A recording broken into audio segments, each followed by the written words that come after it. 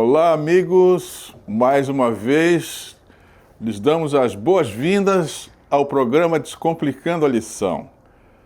Nós temos a possibilidade aqui de juntos formarmos um conhecimento para que os alunos que formam a nossa unidade de ação na nossa igreja possam ter um material talvez um pouco mais profundo de entendimento sobre os assuntos que Deus traz todas as semanas, todos os trimestres. Nesse trimestre, nós estamos estudando sobre o livro de Josué.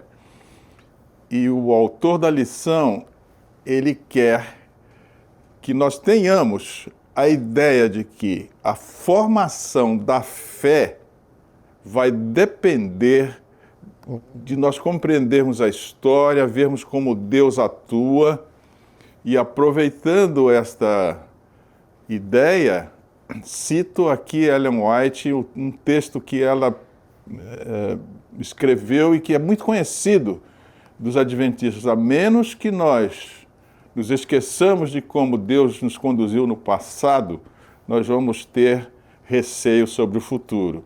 Essa é a construção da fé. Então, estudar o livro de Josué nesse trimestre, como o autor pretende, quer dizer que no final desse trimestre nós vamos estar com a fé ainda mais consolidada do que antes. E nesta semana, nós vamos estudar sobre vivendo na Terra Prometida, ou seja, como o povo de Israel, depois de ter conquistado Canaã, atravessado o Rio Jordão, ter feito todas as suas batalhas e ter se apropriado do território, agora vivendo na Terra Prometida, a experiência desse povo vai servir como ensinamento para nós que estamos também prestes a atravessar o Jordão espiritual e prestes a entrar na Terra Prometida de acordo com a promessa definitiva de Deus. Antes de nós comentarmos a lição, eu quero deixar aqui os avisos que são necessários para que não esqueçam de dar o seu like. Isso é importante porque a plataforma entende que esse programa não é só visto, mas ele é desejado. E dessa forma vai colocar o programa na primeira tela do YouTube e as pessoas, quando entrarem em contato com a tela, irão ver o programa. E pode ser que o Espírito de Deus esteja trabalhando no coração de uma pessoa e ela pode aproveitar os ensinamentos que estão aqui para consolidar também a sua fé. Então não esqueça do seu like. Também quero agradecer a todos os irmãos que estão semanalmente se comunicando conosco através do chat do YouTube, mandando suas mensagens muito incentivadoras sempre e nos aconselhando algumas coisas, e nós tomamos tudo isso e vamos somando aqui no programa para ir melhorando a condição do programa, inclusive a parte pedagógica de tudo isso que nós estamos aqui tentando oferecer aos professores da Escola Sabatina. Então, meus caros, não deixem de mandar as suas mensagens. É sempre um momento de grande contato entre a equipe do programa e aqueles que estão, de fato, nos prestigiando com a sua audiência. Muito bem. Vivendo na Terra Prometida.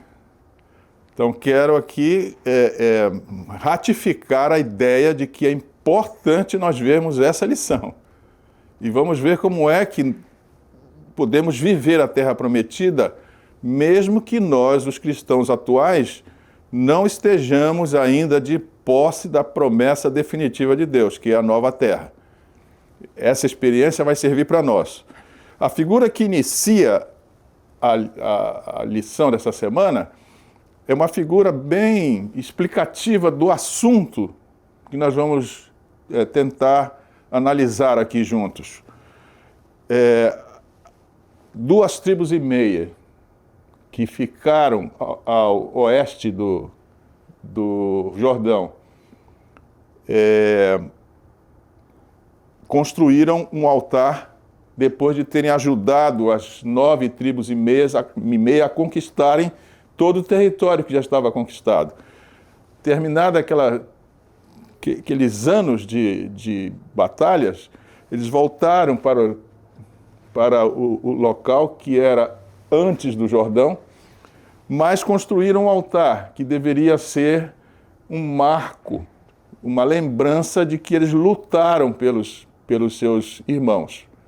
Passaram aqui, fizeram um trabalho que nós vamos analisar na lição dessa semana, de forma pedagógica, para que nós, ao olharmos isso que essas 2 tribos e meia fizeram, transformemos essa ajuda prestada por essas tribos, as 9 tribos e meia, que estavam do outro lado do rio, como motivos para ajudar também os nossos irmãos da nossa comunidade. Então esse é o objetivo, nós entendermos esse trabalho para sermos úteis também. Só que, ao construírem este altar, os que estavam do outro lado do rio não entenderam. E nós vamos ver, a explicação dessa figura vai estar no termo da lição, ou seja, no conteúdo da lição que vamos ver aqui nas várias lâminas que vão ser mostradas. Então aqui é a expectativa e a análise, né, e até o juízo de valor das 9 tribos e meia em relação às 2 tribos e meia que estavam do outro lado do rio. Vamos estudar isso juntos. O verso para memorizar é um texto de Provérbios e é um aviso de início, ou seja, nós vamos de partida, né, de pronto, entender uma verdade muito importante. A resposta calma desvia a fúria, porque nós vamos ver que houve aqui o mal-entendido das tribos que estavam além do Jordão.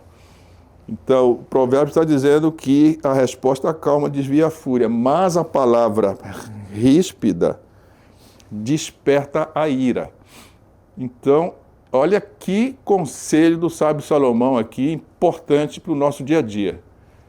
Vamos, junto com o autor da lição, porque esse aqui é o texto, não é, que embasa toda a lição dessa semana, vamos ver como é que ele vai tratar esse assunto. Para nós aqui, podemos criar um ponto de partida que é a premissa. A premissa é sempre uma informação que vai possibilitar o raciocínio sobre o assunto. Então, sempre que você estiver lendo um texto, procure entender que premissas o autor que fez o texto quer que você compreenda, para que você possa percorrer o texto. Então, para nós aqui, a premissa está no livro Ciência do Bom Viver, na página 351. Diz o seguinte: a juventude e a infância de hoje é que determinam o futuro da sociedade, e o que esses jovens e essas crianças hão de ser depende do lar. A falta de boa educação doméstica pode ser responsabilizada pela maior parte das enfermidades, da miséria e da criminalidade que flagelam os homens. Se a vida doméstica fosse pura e verdadeira, se os filhos que saem do lar se achassem devidamente preparados para enfrentar a responsabilidade da vida e seus perigos, que transformação não experimentaria o mundo?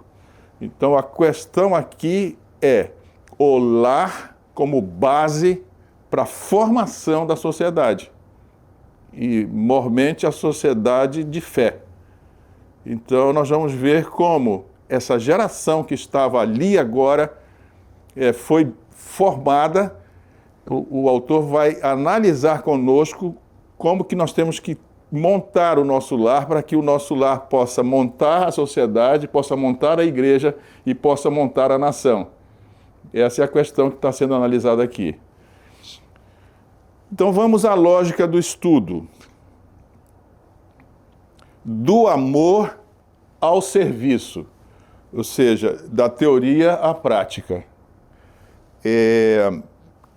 Essa ideia, ela vai nos levar a pensar ou entender o comprometimento total e a unidade, ou seja, para que nós saiamos da teoria para a prática, teremos que compreender o nosso comprometimento total e a unidade que é necessária, e isso tudo se forma no lar, então já vamos ver isto, e também a necessidade de entender a nossa identidade. Tudo isso é formado no lar. E nós vamos entender agora partes profundas da Bíblia. Volto a dizer aqui, professores, esse material que nós estamos aqui divulgando através do Descomplicando a Lição, ele vai servir para o professor ter mais cancha, ter mais espaço cognitivo para poder discutir, talvez, assuntos e fazer perguntas à sua classe que desperte nas pessoas que estão lá o raciocínio, que façam com que elas construam a sua própria verdade. Esse material é importante para isso.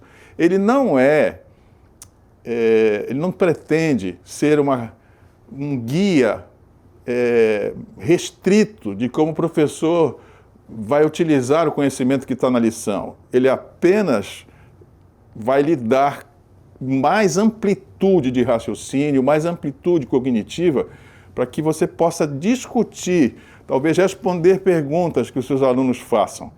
Então, esse material serve para o professor se organizar cognitivamente para poder ter uma boa performance no lecionar diante da sua unidade. Ele é a base para que o professor construa a sua própria aula. Tá claro? Então vamos, com essa ideia, tomar essa lógica que está aqui para compreender o assunto da lição. Sem esquecer que o auxiliar do professor é uma ferramenta importante que precisa ser consultada. Então, o primeiro assunto, segundo o auxiliar do professor, ou seja, a lógica que o autor quer que você entenda, é o comprometimento total e a unidade. Como é que surge o comprometimento total? Como é que a unidade é construída? Então vamos aqui um pouco da contextualização do que aconteceu naquele momento em que Israel estava já de posse da terra prometida e as 2,5 tribos que ajudaram a conquistar toda a terra estavam voltando do território que era pré-Jordão, né? Estava aquém do Jordão, né? As outras tribos estavam além do Jordão. Então, o contexto é isso aqui, ó. A geração que entrou em Canaã compreendia o valor pedagógico e espiritual do lar. Nós já sabemos o que essa palavra espiritual significa. As ideias que o reino de Deus produz, ou são as verdades, os princípios e os valores que estão no reino de Deus. Isso chama-se espiritualidade. O universo espiritual é ainda mais importante do que o universo material. Então é por isso que nós precisamos compreender o valor pedagógico, ou seja, transformativo e espiritual do lar. Embora, com o passar do tempo, nem todos perseveraram em aplicar esses valores. No entanto, vejam comigo aqui, a constituição moral da nova geração que cresceu no deserto, que foi uma geração educada sob a pedagogia de Moisés, vou abrir aqui um parênteses, professores. Lembrem da lição do trimestre passado, Moisés pede, acho que foi na penúltima lição, ou na última lição, ele pede para ter um diálogo direto com Deus. Ele queria conhecer Deus. O que resultou daquela visão direta de Deus. Deus mostra para ele, passa na frente dele e diz: eu sou o Senhor. Moisés, olha aqui, eu sou o Senhor. Eu sou bondoso, misericordioso, tardio em irar-me. E Deus demonstra para Moisés uma face do caráter dele que Moisés podia compreender, que era a bondade de Deus. E Moisés volta de lá como um educador importante. E essa geração que cresce no deserto foi educada por esse educador que entrou em contato com Deus. Então, esse é um desafio para nós. Cada professor precisa pedir para Deus que tenha uma experiência pessoal com Deus, para que ele possa também educar as pessoas que estão sob ele. O que aconteceu com essa geração educada por Moisés? Ela simboliza a restauração da fé e da obediência após a rebeldia da geração anterior. Vejam que transformação, né? Que pedagogia impressionante. E essa segunda geração, ela cresceu vendo o castigo da desobediência dos pais. Cresceu vendo a presença visível de Deus no santuário e o cuidado divino diário. Como? O maná caía todos os dias, havia uma coluna de fogo e uma nuvem que protegia no deserto, as roupas que não envelheceram e a saúde desse povo que também nunca foi destruída. Eles nunca tiveram doenças enquanto estavam no deserto. Eles tinham aprendido que a fidelidade é a única forma de sobrevivência. Então, olha só, o texto de Deuteronômio 6, dos versos 6 ao verso 9, define a educação espiritual como função primordial do lar. Vejam bem essa frase aqui, a educação espiritual, ou seja, o passar ideias, que são as ideias do reino de Deus. Vou trocar essa palavra ideias por valores do reino de Deus. O passar esses valores se dá na convivência do lar. Então, é por isso que a frase está dizendo aqui, é função primordial do lar. E estas palavras, que são as palavras do texto, do capítulo 6 de Deuteronômio, essas palavras que hoje te ordeno estarão no teu coração. Ou seja, esses valores que hoje eu estou comunicando a você devem estar dentro de você, devem fazer parte da sua mente, do seu pensar. Então, e você vai ensinar isto aos seus filhos, e o texto é mais pormenorizado do que o texto que está aqui, aos filhos dos seus filhos, e falarás assentado em tua casa, andando pelo caminho, e ao deitar-te e ao levantar-te. Ou seja, é no lar que é formada a visão de mundo de acordo com o reino de Deus.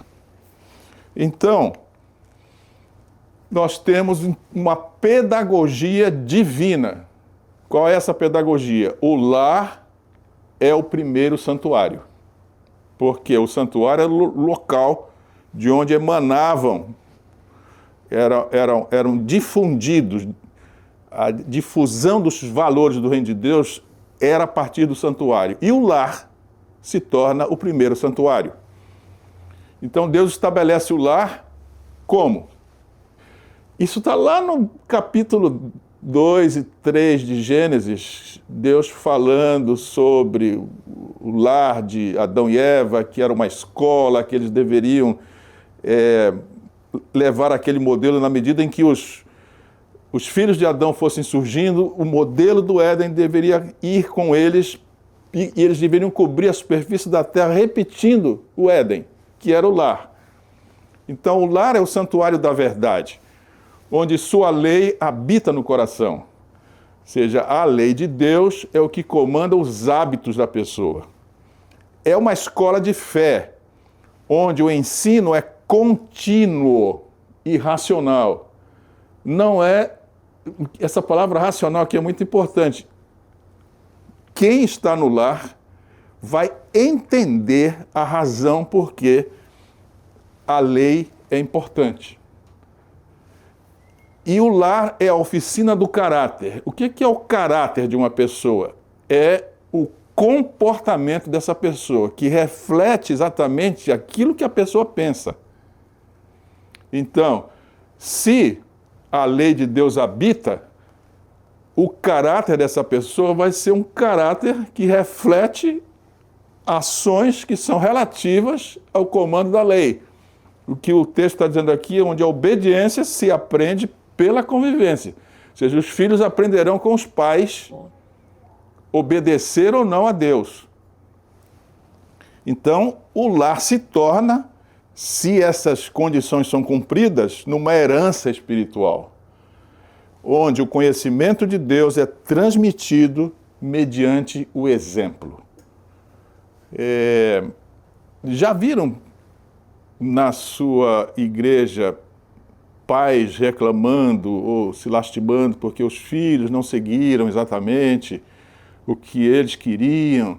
Alguns dizem, meu filho foi criado na igreja, mas hoje não está mais na igreja. Aonde foi que eu errei? Aqui está o caminho das pedras. Talvez o exemplo em casa não foi substancial para formar a segunda geração. É importante nós entendermos esses conceitos que estão aqui. Venham comigo aqui, professores, porque o lar é como uma escola de submissão e amor. Então, é no lar que se aprende a lei da interdependência. No reino de Deus, é um princípio fundamental a interdependência. Isso quer dizer, seres animados, que são os seres vivos, e mesmo os seres inanimados, que são os que não têm a alma, não é? A ânima, conforme o texto, que são os objetos, mesmo nestes dois universos, a lei da interdependência ocorre. Nada no universo criado por Deus vive sozinho. Então, essa lei da interdependência é um princípio que precisa ser aprendido no lar. Então, a convivência exige renúncia, paciência e perdão. Essas virtudes são o exercício prático da submissão ao céu. Olha aqui, caros professores, queria chamar muito sua atenção para isso, porque nós geralmente não prestamos atenção para o que está escrito aqui. Eu vou repetir. A convivência exige renúncia, paciência, perdão. Essas virtudes são o exercício prático da submissão ao céu. Se nós estamos querendo nos preparar para irmos ao céu, aqui está a receita. Efésios 5, 21 diz, sujeitando-vos uns aos outros no temor de Cristo. Aqui no português, o verbo sujeitar, que está aqui ligado a uma ênclise, não é? O vós aqui, Paulo está falando, quando tem uma ênclise na língua portuguesa, quer dizer, aquela mensagem está objetivamente para um grupo. A que grupo Paulo está falando aqui em Efésios? A igreja de Efésios. Portanto, está falando a nós. Quem é que tem que se sujeitar a essas coisas? Esse conjunto de pessoas que são a igreja. Então, a família é o primeiro laboratório da humanidade e da obediência. O modo como se trata o cônjuge, os filhos, os pais, tudo reflete a forma como a pessoa se relaciona com Deus. E como é que eu me relaciono com Deus? Eu vou voltar aqui uma tela. Através de quê? Da lei. Perfeito? Então, a religião pura, segundo Ellen White, começa no lar. E o que é a religião pura? Em uma palavra, é a lei da interdependência. Ou seja, é o serviço. E eu vou tentar explorar um pouquinho mais agora na próxima lâmina, essa questão. Então, o lar como transmissor de identidade espiritual. Identidade espiritual quer dizer, a pessoa vai se formar tendo nela os valores do céu. Então, o lar é o elo de continuidade espiritual entre gerações. Ou seja, as ideias do reino dos céus vão estar sendo transmitidas de uma geração para outra. No texto que nós já lemos de Deuteronômio 6, Deus ordena que suas palavras sejam repetidas aos filhos, dentro e fora da casa. O lar é o lugar onde o caráter divino é modelado nos corações, ou seja, o comportamento divino é modelado nas pessoas, e onde o conhecimento de Deus é transmitido como herança espiritual. Então, sem esse ambiente de fé, a religião tende a se tornar institucional e não relacional. Qual é a diferença entre institucional e relacional? Institucional é assim, eu estou trabalhando num determinado local, que é uma instituição, e lá eu devo ter um comportamento que eu só aplico quando eu estou lá. Quando eu saio de lá, eu aplico outro tipo de comportamento. Então, eu, dentro de uma instituição, eu sou obrigado a fazer aquilo que não é do meu dia a dia. Os irmãos entendem? Mas se for um comportamento, uma religião relacional, aí isso vai para o meu comportamento geral. Eu não só me comporto dessa forma quando eu estou na igreja, eu sou o que sou na igreja e sou o que sou fora da igreja. Essa é a questão aqui. Então, nós vamos entender aqui uma coisinha importante, que é o trabalho doméstico como sendo a expressão da lei do amor. Professores, esse é o momento de o senhor ajudar os pais lá na sua classe, explicando isso que eu vou mostrar agora. Como formar a segunda geração. Trabalho doméstico. A essência da lei divina é o amor. Isso está em Mateus 22. Quando cada membro da família participa das tarefas do lar, não por obrigação, mas por cuidado mútuo, está vivendo o princípio da lei. Qual é o princípio da lei? Dar-se para o bem do outro. Aqui aparece uma nova ênclise, né? Dar-se. Quando o verbo dar está ligado a esse sufixo se, que forma a ênclise, quer dizer, está falando comigo, não é com outra pessoa. Então, é com você. Então, a lei, o princípio da lei de Deus é dar-se para o bem do outro. Então, os dois grandes princípios são esses, de dar, não é? Dar a Deus e dar ao próximo. E é no lar que eu aprendo isso. A lei do serviço é a ligação que une todas as criaturas. Toda obra que contribui para o bem dos outros é a lei do céu em ação. Ellen White, em Ciência do Bom Viver. Professores, mais uma vez, querem ter uma ideia se eu estou de fato guardando a lei? Ellen White está dando aqui toda a indicação de como é que eu sei que eu estou guardando a lei. Como é que eu estou guardando a lei? Quando há uma ligação entre mim e o meu próximo. Toda obra que contribui para o bem do meu próximo é a prática da lei e é a lei em ação, como se eu estivesse vivendo no céu. Olha que coisa importante nós estamos aprendendo. A religião parece uma coisa tão difícil, na verdade não é. É muito pragmático tudo isso, não é verdade? Então, andando um pouco aqui, qual é a síntese disso tudo? Por que nós estamos discutindo essa situação? Porque nós vamos ver na segunda parte da lição essa noção toda funcionando ali para resolver um problema que foi quase um problema de guerra. Então, qual é a síntese aqui? O trabalho doméstico não é mero dever, é liturgia moral. Ou seja, é um processo de construção de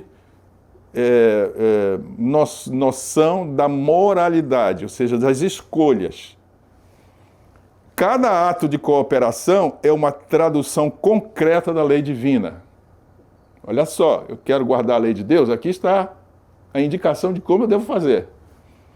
Cada gesto de serviço é uma testemunha silenciosa do reino.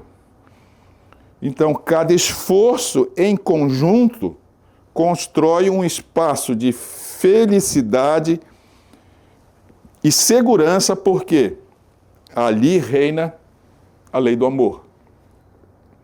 Perceberam isso?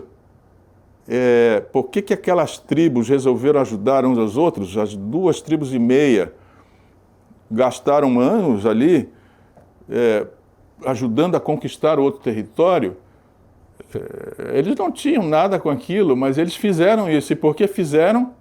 Porque eles estavam dentro da lei do reino de Deus, a lei da cooperação, da interdependência. E eles compreendiam isso muito bem. Aqui abaixo eu tenho um gráfico mostrando como formar essa questão a partir do lar. Então, eu devo criar na mente das pessoas que estão dentro da minha casa a noção da interdependência. Se isso ocorre, então vai haver uma mudança, porque a lei da interdependência, ela é pedagógica, ela vai fazer com que as pessoas cooperem umas com as outras. Como diz o texto aqui, não é uma cooperação por um mero dever, mas é uma liturgia moral, é uma tradução concreta da lei, né? É um espaço de cooperação que me ajuda a construir a felicidade. Ou seja, quando todos estão ajudando todos, isto causa uma sensação de que há estabilidade naquele ambiente, há estabilidade naquele sistema. Uma vez que isso está pronto, o que vai haver? Cooperação e felicidade e segurança, que vai expressar a lei do amor. Esse é o ciclo que precisa ser entendido. Então, a cooperação das tribos que possuíam terras a leste do Jordão, que é Ruben, Gade e metade de Manassés. Aliás, eu quero corrigir aqui uma informação do início. Eu disse que eles eram ao oeste. Na verdade, é a leste, né? Onde nasce o sol. Eles estavam aquém do Jordão, a leste. Eu me posicionei aqui geograficamente equivocado. Então, essa cooperação dessas tribos não foi apenas resultado de uma estratégia militar. Era uma expressão de uma estrutura moral amadurecida no ambiente familiar. Vejam que coisa importante é isso. Então, agora nós podemos compreender a noção de mutualismo que estava ali. Como fruto da maturidade espiritual, as tribos do leste do Jordão haviam conquistado suas possessões antes das demais.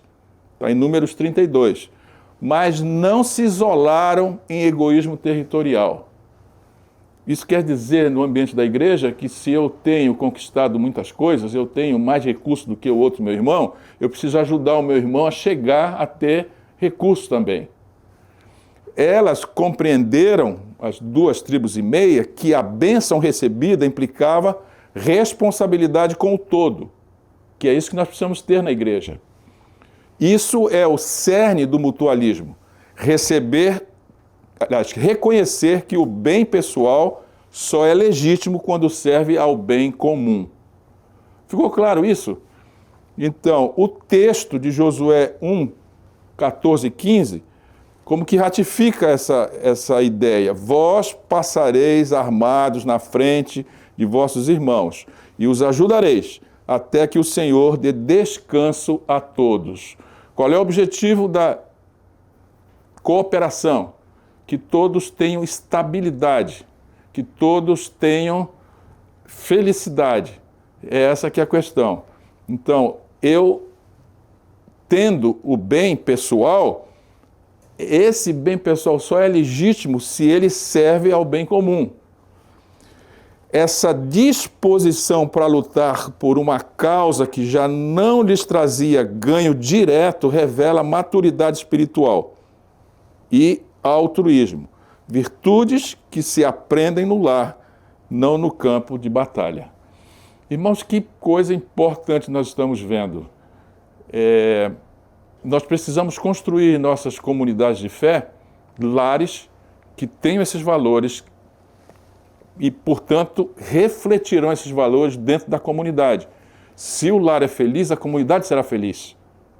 Entendam bem esse princípio.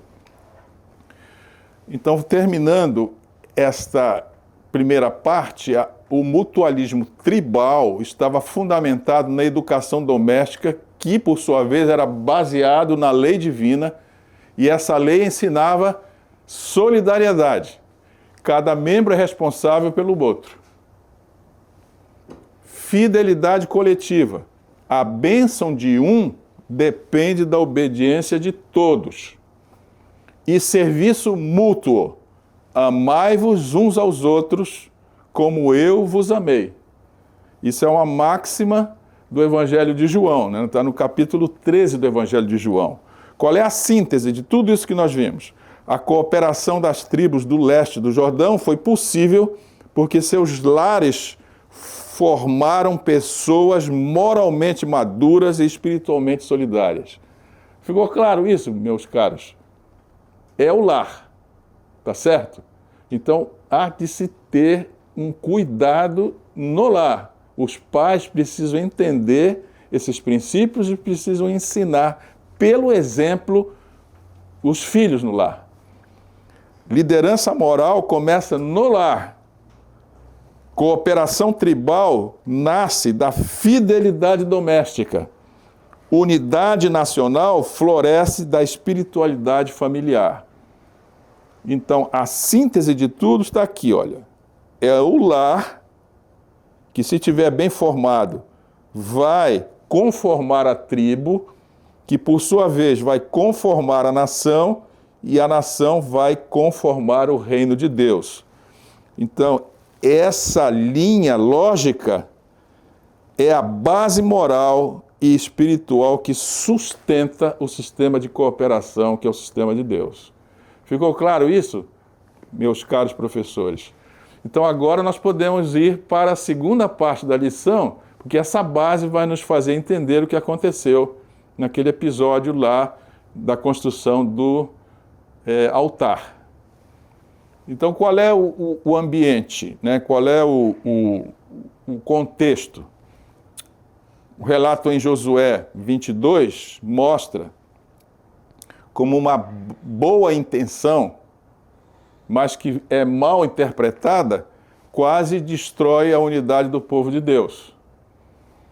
Então, esse episódio é riquíssimo para compreender a diferença entre zelo e precipitação, bem como a necessidade de discernimento espiritual dentro da comunidade de fé. Então aqui está o preâmbulo, ou seja, o contexto do que nós vamos agora ver, tendo como premissa a primeira parte, ou o primeiro assunto da lição. Então, o contexto era o seguinte: o altar da memória e não o altar da idolatria, que era a questão aqui que estava sendo analisada pelas tribos que estavam a oeste do Jordão. Então aqui está o que realmente aconteceu. Olha, as tribos de Ruben, Gade e metade de Manassés haviam cumprido fielmente o compromisso de lutar ao lado dos demais até a conquista de Canaã. Ao retornarem para o leste do Jordão, construíram um grande altar às margens do rio, não para oferecer sacrifício, mas como testemunho da unidade espiritual entre os dois lados do Jordão. Esse é o contexto. E aí nós vemos aqui em Josué 22, 27 o seguinte: eles explicando por que eles fizeram este altar. É testemunho entre nós e vós que serviremos ao Senhor. Então a intenção era preservar a comunhão, não substituí-la. Era um símbolo pedagógico de pertencimento e de fidelidade. Só que houve uma reação precipitada das tribos que estavam a oeste do rio em relação àquela ação, àquela construção. Ao saberem da construção do altar, as demais tribos interpretaram erroneamente o ato como apostasia, uma rebelião contra o culto centralizado em Siló, imediatamente preparando-se para a guerra. A pergunta que vem aqui é: por que eles pensaram isso? Não é, professores? A pergunta que vem: como é que essas 9 tribos que estavam lá do outro lado pensaram isso? De onde tiraram essa ideia? E é o que nós vamos ver agora. O zelo pela pureza do culto era legítimo, mas a ausência de diálogo tornou o zelo uma arma. Essa precipitação demonstrou como o fanatismo religioso pode brotar de informações incompletas e julgamentos apressados. Aliás, é isso que o inimigo faz. Ele te dá informações incompletas. E com isso ele espera que a tua lógica produza um julgamento apressado. Então, olha só, qual foi o motivo, ou qual foi a base de raciocínio para que as tribos que estavam a oeste do Jordão tivessem um julgamento apressado sobre aquele ato de construir um altar? A questão está aqui. O episódio de Baal-Peor, que está em Números 25. Esse episódio é, na verdade, resultado direto da estratégia de Balaão. Os irmãos estão lembrados dessa história, não é? O profeta Balaão foi contratado para amaldiçoar Israel, mas, frustrado em sua tentativa, nós conhecemos essa história. Ele encontrou outro meio de fazê-los cair. Qual foi? A corrupção moral e espiritual por meio da sedução. Então, impedido de amaldiçoar, Balaão aconselhou Balaque a destruir Israel por dentro, não com espadas, mas com sedução e idolatria. E aqui está o método de corrupção, que pode acontecer conosco. Prestem atenção. Mulheres moabitas e midianitas foram usadas para seduzir os israelitas, levando-os a banquetes idolátricos e práticas sexuais associadas ao culto naquela região, aquela região de Baal-Peor. E qual foi a consequência? Juízo e purificação. O resultado foi trágico. 24 mil morreram em uma praga enviada por Deus. Mas a justiça divina também atingiu Balaão, porque mataram Balaão também à espada. Está em Números 31, 8. Então, o juízo sobre Balaão revela que Deus considera mais perigosa a corrupção interna do que a perseguição externa. Esse contexto aqui é importante para entender por que as tribos que estavam ao oeste do Jordão fizeram o juízo de valor que fizeram. Então, o pecado da sensualidade, o pecado sensual e o sincretismo religioso. O que é o sincretismo religioso? É permitir que porções de raciocínios religiosos de outras denominações acabem permeando o meu comportamento. Eu vou adotando comportamentos que não têm nada a ver conosco, mas que são de outras facções religiosas. Isso chama-se sincretismo. Então, e são armas sutis de Satanás para corromper a comunhão com o céu. Vejam bem isso, irmãos. Aqui na minha cidade, Manaus, tem um pouco dessas coisas dentro da Igreja Adventista.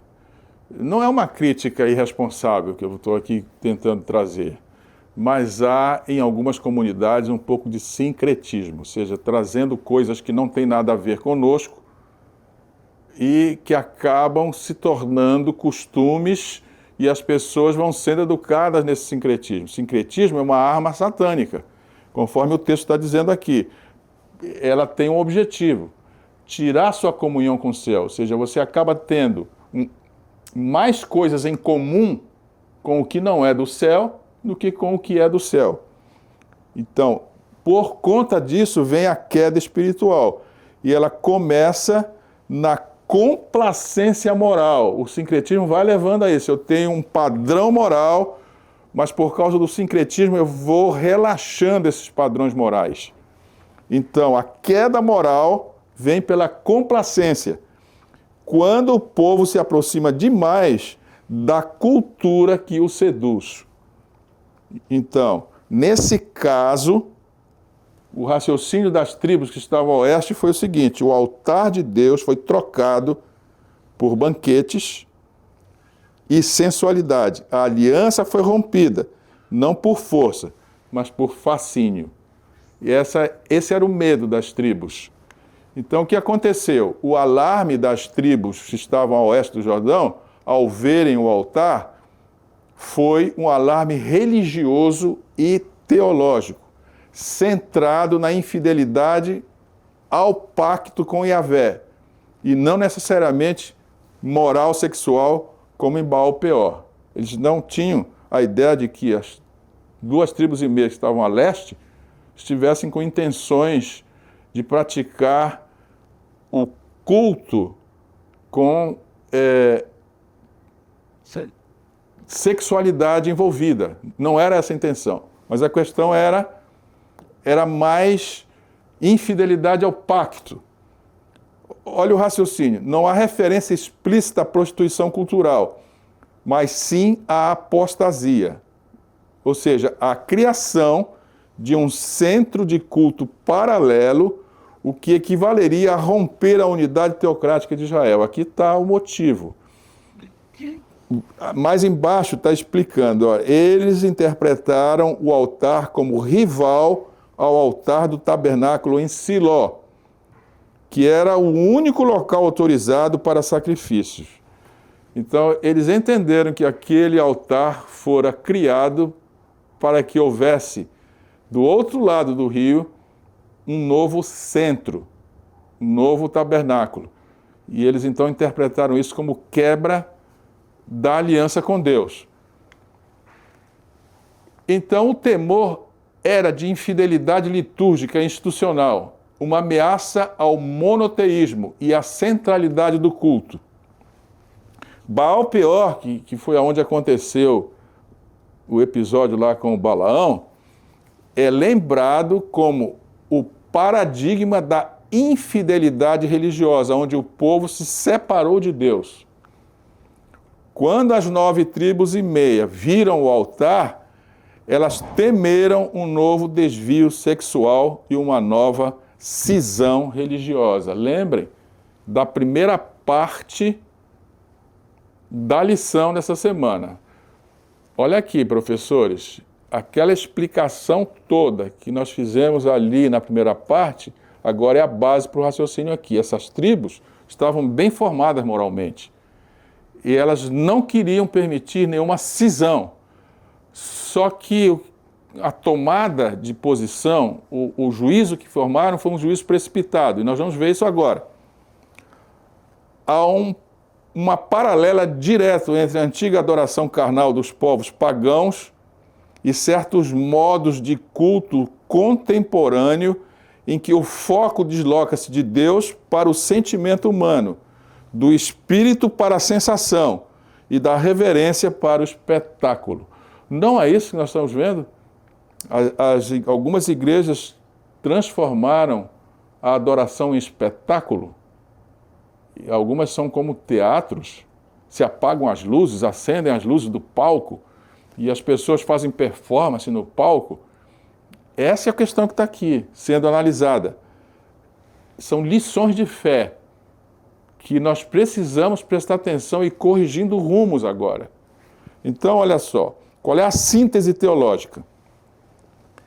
a adoração carnal do passado era o corpo sem o espírito, que é o que pode estar acontecendo nos nossos cultos. A adoração emocional de hoje é o espírito reduzido ao corpo. Sensações apenas. Em ambos os casos, o homem ocupa o centro. Irmãos, isso aqui é um momento importante, pedagógico, da discussão da lição dessa semana. O que aconteceu no passado com aquelas duas porções, né? As tribos que estavam no leste e as que estavam ao oeste, é um momento para se analisar bem esse episódio e ver se não há pontos a serem corrigidos na nossa comunidade de fé. Porque o resultado é o mesmo. Religião vibrante, mas sem vida espiritual. Movimento abundante, mas sem transformação moral. Esse é o problema do culto que se torna espetáculo. O culto sensorial é a religião do homem natural. O culto espiritual é a religião do homem regenerado. Essa era a questão que estava sendo discutida ali entre aquelas duas porções de Israel, uma a leste e outra a oeste. E isso é a lição dessa semana. Vamos trazendo isso para nós aqui. Então, vejam o que a sabedoria nos ensina sobre como evitar conflitos. Felizmente, a liderança espiritual interveio com prudência. Finéias e representantes das tribos cruzaram o Jordão para dialogar antes de agir. Se você está numa comunidade que você vê que está havendo sincretismo, está havendo o culto de sensação, onde o corpo é mais importante do que o espírito, e você quer ajudar, agora vem a lição de como fazer para ajudar.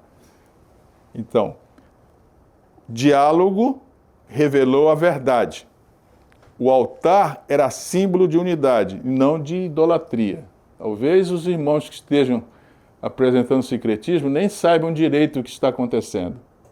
Ou talvez o que nós estamos definindo como sincretismo seja um erro de percepção, por isso o diálogo é importante. Assim, o discernimento e a paciência salvaram Israel de uma guerra civil. O texto de Josué 22:31 diz: bem está hoje, que não tendes pecado contra o Senhor. Esse é um exemplo magistral de como a razão espiritual, equilibrada pelo amor, evita rupturas no corpo da fé. Uma lição muito importante. E temos lições espirituais a aprender entre o zelo e a precipitação. O episódio ensina: a precipitação é irracional, porque age sem escutar, julga sem compreender e destrói o que deveria proteger. O zelo verdadeiro é racional, compassivo e fundamentado na verdade e no amor. O diálogo guiado pelo Espírito é o caminho da paz, pois a sabedoria que vem do alto é primeiramente pura, depois pacífica, moderada, tratável. Ou seja, lutar. Se você percebe na sua comunidade alguma discrepância moral, a luta tem que ter esses parâmetros aqui. A transformação vai passar pelo diálogo e pela compreensão. O que diz a senhora White sobre essas questões? O zelo sem entendimento leva à intolerância e ao espírito de acusação. Esse é um texto do Testemunhos para a Igreja. Ou seja, qualquer desvio notado, é preciso que nós hajamos com a prudência que as tribos que foram lideradas por Finéias nesse momento tiveram que verificar. Eles foram prudentes. veio a percepção de que havia alguma coisa errada e que podiam quebrar a aliança com Deus, mas antes de tomar um ato, foi necessário diálogo. Por quê? Porque o zelo, sem entendimento, leva à intolerância e ao espírito de acusação. Essa foi a discussão importante, ou seja, como nós podemos viver na Canaã, que é a Canaã terrestre, mas com o pensamento na Canaã celestial. Nós temos que formar lares que sejam transmissores dos princípios do Reino de Deus. Se nós fizermos isso, nós vamos ter em seguida uma igreja madura, não é? E vamos formar ao redor do mundo uma grande comunidade madura que é capaz de lidar com discrepâncias, mantendo a sabedoria e a prudência. Essa é a lição dessa semana. Então vamos agora à interligação dos temas diários com os temas que estão no auxiliar do professor. Então, o comprometimento total e a unidade estão sendo discutidos no domingo, que é o comprometimento, e na segunda-feira, em relação às acusações. O segundo assunto, que é a necessidade de entender nossa identidade, estão sendo tratados nos assuntos de terça-feira, assombrado pelo passado, quarta-feira, uma resposta gentil e quinta-feira, a resolução de conflitos. Entenderam como que é viver em Canaã? Importante, que lição incrível. Eu fico agradecido demais a Deus por tanta luz que Ele está derramando diante de nós. Então vamos à aterrissagem. É vontade de Deus que a união e o amor fraternal existam entre seu povo. A oração de Cristo, precisamente antes da sua crucifixão, foi para que seus discípulos fossem um com Ele, como Ele é um com o Pai, a fim de que o mundo pudesse crer que Deus o enviara. Essa oração, muito tocante e maravilhosa, atravessa os séculos, até mesmo aos nossos dias, pois as suas palavras foram: não rogo somente por eles, mas também por aqueles que pela sua palavra hão de crer em mim. Conquanto não devamos sacrificar um único princípio da verdade, deve ser nosso constante objetivo atingir esse estado de unidade. Esta é a prova de nosso discipulado. É um texto do livro Patriarcas e Profetas, a página 380. Muito bem, vimos então o que o assunto da lição nos trouxe de ensinamento, riquíssimo ensinamento, e se eu quiser ensinar isso com uma frase, está aqui: a resposta calma desvia a fúria. E aonde é que eu encontro um povo sábio? Vou encontrá-lo na formação de um lar. É lá no lar que essa sabedoria aparece. Muito bem, professores. Vamos então à aplicação. Vamos ler juntos. Por que reagimos de forma exagerada a uma situação por causa de nossos erros do passado? Como evitar essa tendência?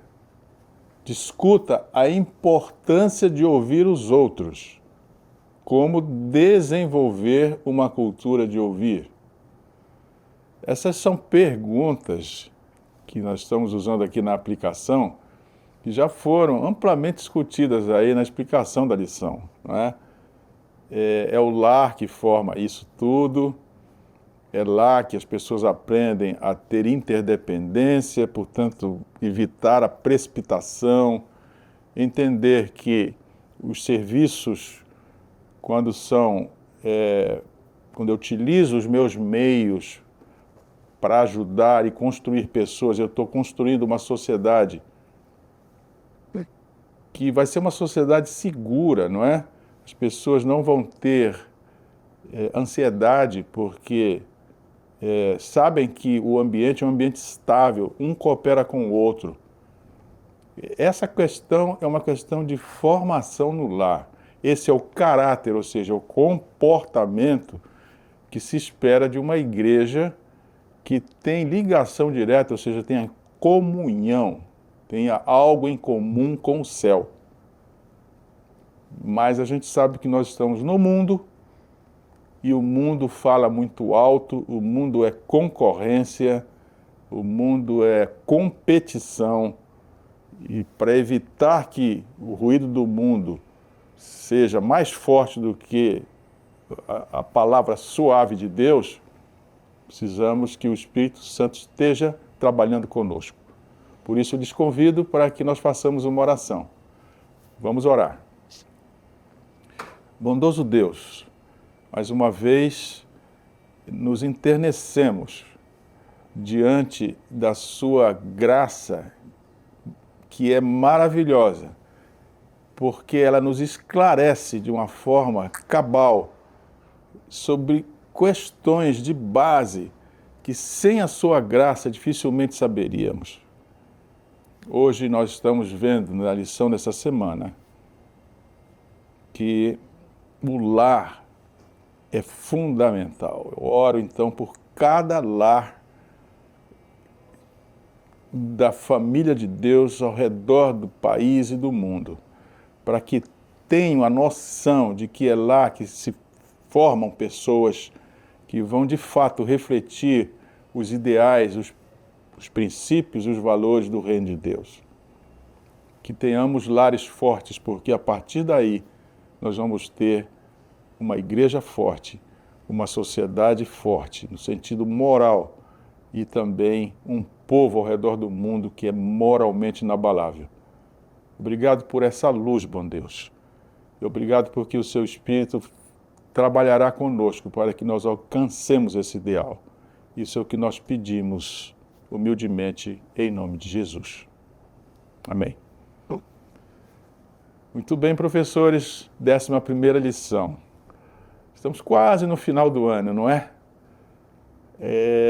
Dezembro chegando bem forte, não é? Com todas as expectativas desse final de ano. Que tal se a gente pudesse fazer uma avaliação depois de tantas informações durante esse ano, né? Foram 4 trimestres de coisas ensinadas. Que tal se nós fizéssemos uma avaliação familiar para ver se a nossa casa está estruturada da forma como nós vimos na lição que acabamos de estudar? E vamos entrar no próximo ano com tudo isso estruturado. Que tal? É um desafio, não é? A próxima lição vai aprofundar um pouco mais essa questão espiritual. Você não pode perder. Professor da Escola Sabatina e aluno da Escola Sabatina. Então venham conosco, porque no caso do professor, se ele souber esses assuntos, ele vai realmente descomplicar a vida da comunidade. Então, lhes espero no próximo episódio. Até lá!